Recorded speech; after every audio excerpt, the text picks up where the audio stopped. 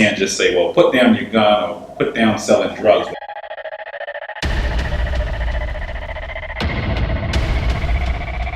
You've met with gang members. Yes. Government can't resolve these issues.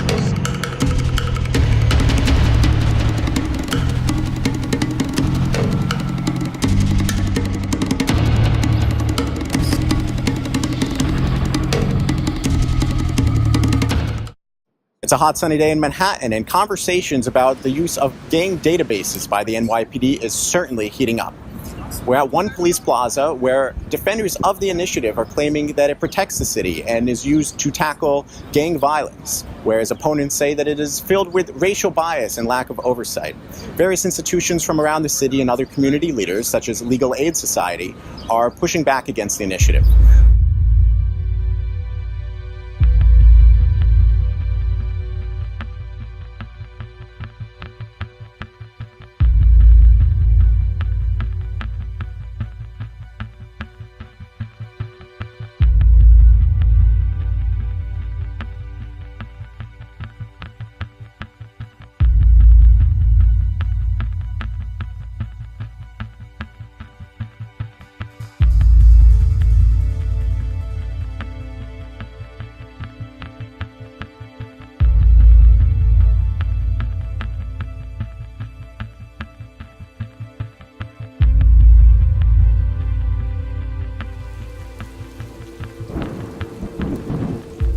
Although the NYPD cannot continue collecting electronic records based on stop and frisk, their gang database does allow the collection of personal data, such as the individual's name, address, and social security number, without satisfying any reasonable suspicion standard. In fact, the NYPD gang database does not require any information regarding criminality at all.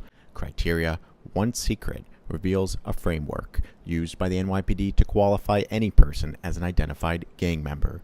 The criteria are listed on the Intelligence Division gang entry sheet.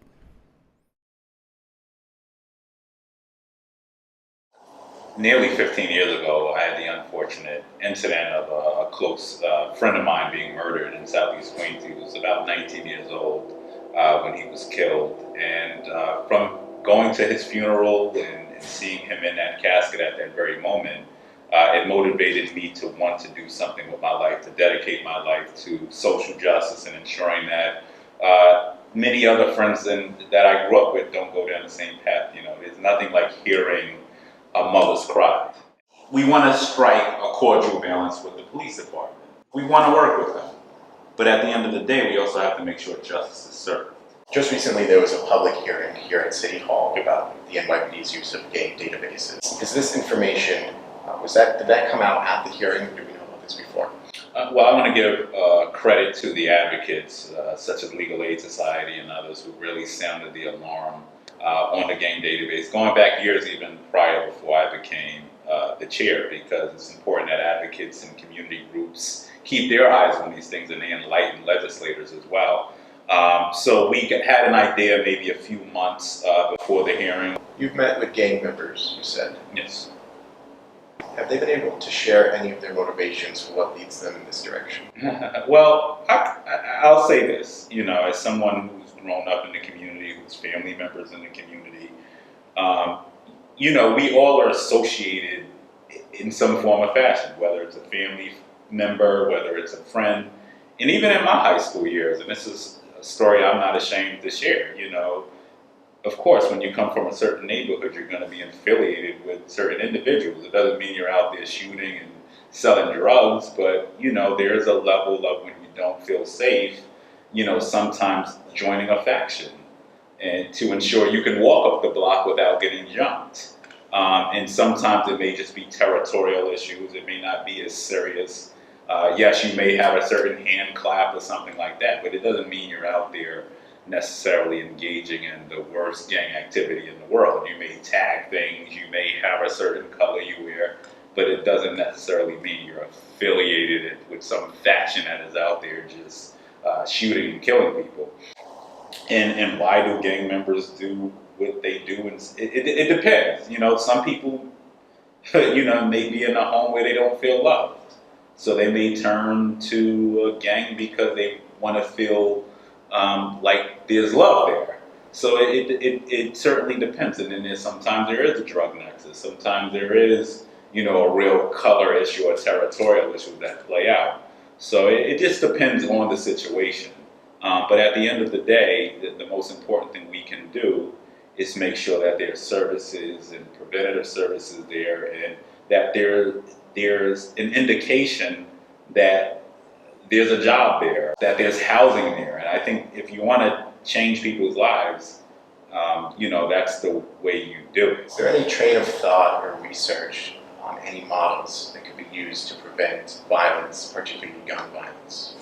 Well, when you look at what we're doing here in New York City, one, you look at the Cure Violence Initiative, in which the council, I think we just boosted more funding for it. Now I think it's close to a little bit over a $10 million program now, a $14 million program now.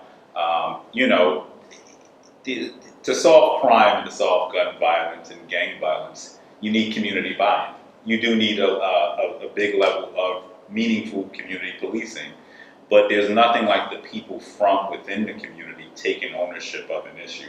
The Cure Violence model, for instance, in Rockaway is an area I represent. An area like mine, you could have seen 30 to 40 shootings in the summer. I mean, we've only seen so far 7 this entire year. Last year was a record level. We only had 9 shootings out there last year, and 1 shooting is way too many. Government can't resolve these issues. Policing and incarcerating individuals should not be the sole mission of the city of New York. It should be ensuring that the services and the needs are being met. And then that's the way you sort of start to peel away at gang infrastructure.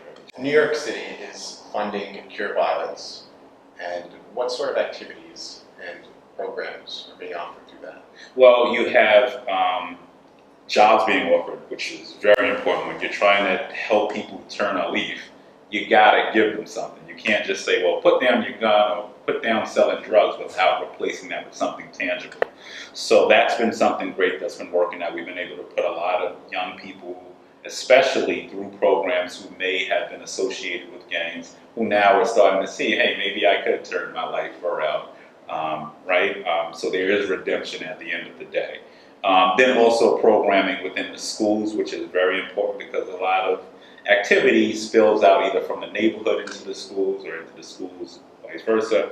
And that's been a very important element to this program.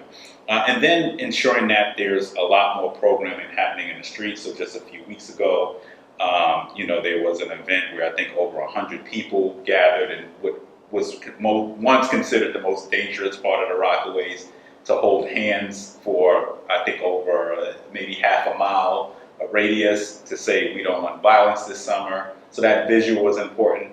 And then the other most important work they do is the day-to-day casework interactions they have with individuals who may be associated with gang activity. Now, it hasn't always worked. I mean, there have been kids who've come in. For instance, we had a murder earlier on in the year of a young man who just started really coming into the program. He was thinking of turning a leaf, and I was on my way to a meeting, and the ambulance, his feet literally just about touched the car I was in. He was shot and killed, and he was a teenager at one of the high schools out there. So there's still a whole lot more work to do, but it's just a stark reminder of how important the work that the crisis management system does for our communities.